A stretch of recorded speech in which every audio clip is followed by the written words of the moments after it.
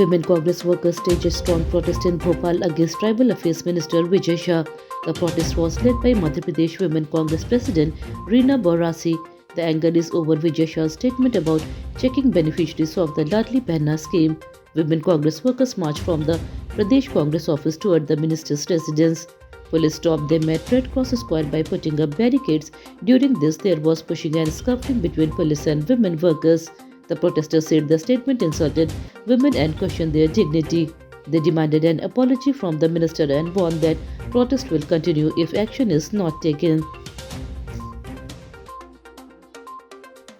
Chief Minister Dr. Mohan Yadav inaugurated a 3-day IAS service meet in Bhopal on Friday. IAS officers from across Madhya Pradesh are attending the event. Addressing the officers, the Chief Minister said IAS officers play a very big role in making democracy successful. He said officers implement public welfare decisions even in difficult situations. CM Yadav added that after independence there were doubts about democracy's success, but IAS officers proved those doubts wrong. He praised their courage, honesty and commitment to public service. The CM said strong administration is the backbone of good governance and officers must always work in the interest of the people. The issue of toll collection on an incomplete national highway in Madhya Pradesh reached Parliament.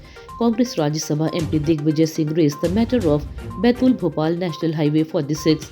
He questioned Union Road Transport Minister Nitin Gadkari over toll being charged despite poor road conditions. Digvijay Singh said collecting toll on unfinished and damaged roads is unfair to the public. He praised Gadkari as an efficient minister but said this issue causes hardship to people. Singh mentioned that the minister had already visited Baitul and scolded officials, yet toll collection continues. He demanded immediate relief for commuters and proper road completion. A fresh controversy has emerged from an AJAK conference held in Bhopal. A video of women IAS officer Meenakshi Singh has gone viral on social media. In the video, she is heard saying that caste identity and caste-based thinking are the biggest needs of today's time. Her statement has sparked debate across the state. Critics say such remarks raise questions on administrative neutrality and constitutional values. The conference was held on November 23rd at Ambedkar Park. Earlier statements from the same event had also created controversy. Many are now demanding clarity from the administration and reminding officers to remain impartial in public life. A shocking incident has come to light from Dhar district. The body of a police station in charge was found in a hotel near Mohan Talkies area on Friday. The officer had come from Khargone to Dhar for Urs duty. Police rushed to the spot after receiving information and sealed the area. The deceased was identified as Karan Singh Rawat, the police officer from Khargone district. He had earlier served as station in charge of Barud police station and was currently line attached. He was staying in the hotel since December 13. Police have started an investigation to find out the cause of the death. In a disturbing social incident from Vidisha, a family performed the funeral of their own daughter while she is still alive.